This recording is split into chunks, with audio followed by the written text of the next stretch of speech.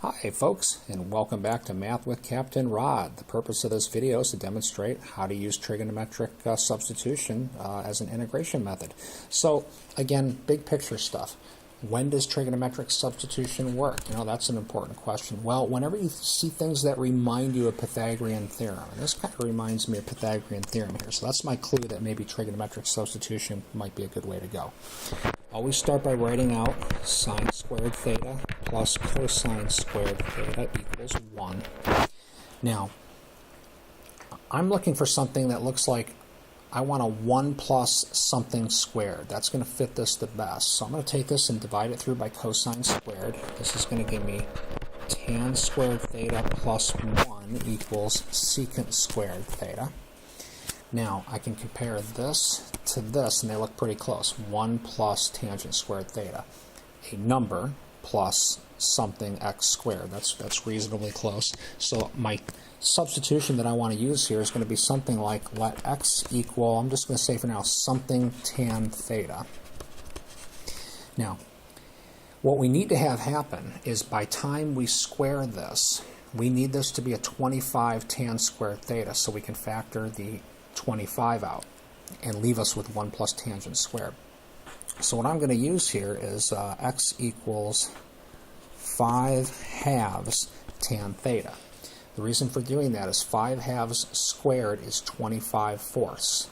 The 4's will cancel and leave me with a 25 right in that spot, and it'll allow me to factor that out. So that's the substitution that we want to use here.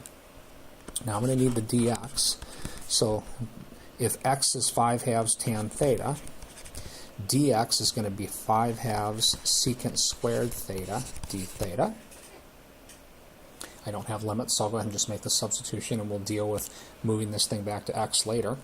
So our integral now is going to equal x, which is 5 halves tan theta, times dx, which is another 5 halves secant squared theta d theta. So the top is now taken care of. Bottom is going to be 25 plus 4. I'm going to go ahead and write this out, times 5 halves tan theta squared. Right, equals, I'm going to carry this up here now. I guess I'll just keep going right in this line. Right, equals integral.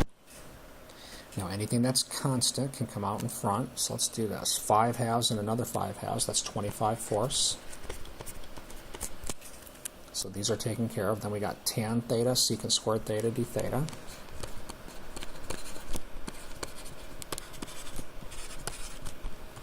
Bottom, being kind of careful. For now, I'll just write that 25 plus. Now when we take 5 halves and square it, that's 25 fourths. And that 4, coming from the 2 squared, will cancel that. So that next term is going to be 25 tan squared theta. Now, this 25 can now be factored. We'll just use right under here.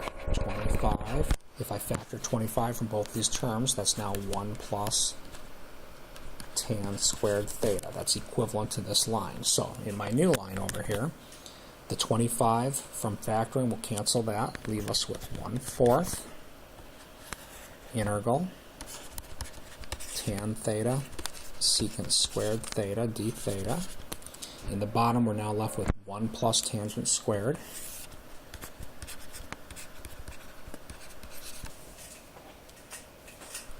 equals 1/4 integral.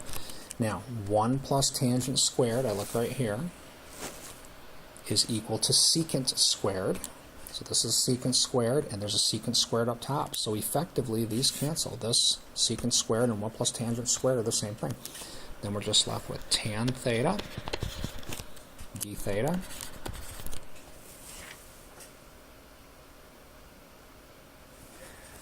okay. Next line, let's see. Tangent, let's write this sine over cosine. So this is going to be 1/4 integral of sine theta over cosine theta d theta. Now, to integrate this, we're going to make use of the fact that the derivative of cosine is minus sine. So I'm going to go ahead and I'm going to do another substitution here. U equal cosine theta. Du is now minus sine theta d theta.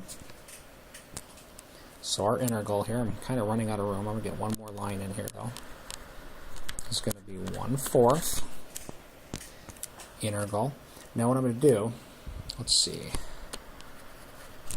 Cosine theta is u, so I'm going to put this down here.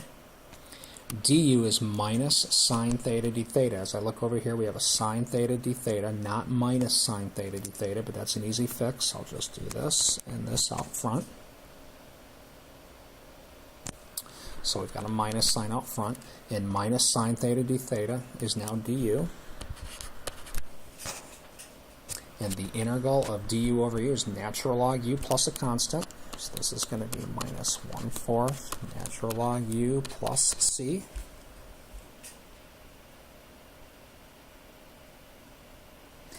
Now keep in mind, I need some more room here, so what I'm going to do is I'm going to get rid of this. So for the viewer here, I guess I'd say, you know, I pause this, look this over real good, or maybe take a picture of it, but I need more room, so I'm going to kill it off. So I'm going to get rid of all of this. I'm going to need that, what I did for you there also. Okay, so where we're at right now, we've got this down to minus 1/4 natural log u plus a constant. However, looking back here, u is equal to cosine theta, so now we're at minus 1/4 natural log cosine theta plus a constant. The minus sign here, if we wanted to, we could absorb this into the logarithm here. So this is going to be 1/4 natural log of cosine to the minus 1, which is secant theta plus a constant. Now I want to get this all the way back to x's. We can take care of the secant theta from here.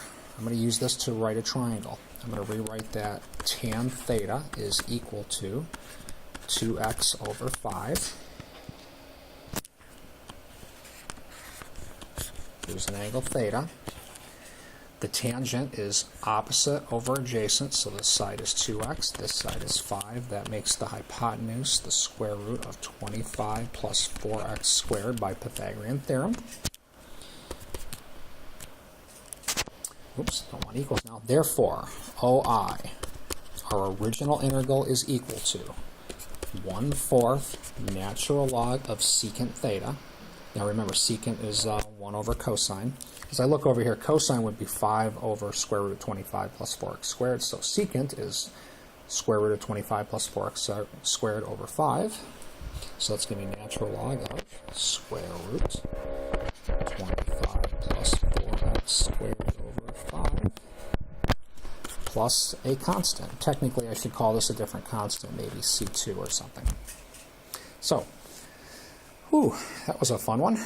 I'm sorry that I kind of run out of room and have to start it over, but hopefully this video was a decent example demonstrating how to do that. This one required a couple substitutions, and remember, when you work these integrals, you always got to get back to the original variable. In this case, this was x, and I made 2 substitutions here: one to theta, and one from theta to u.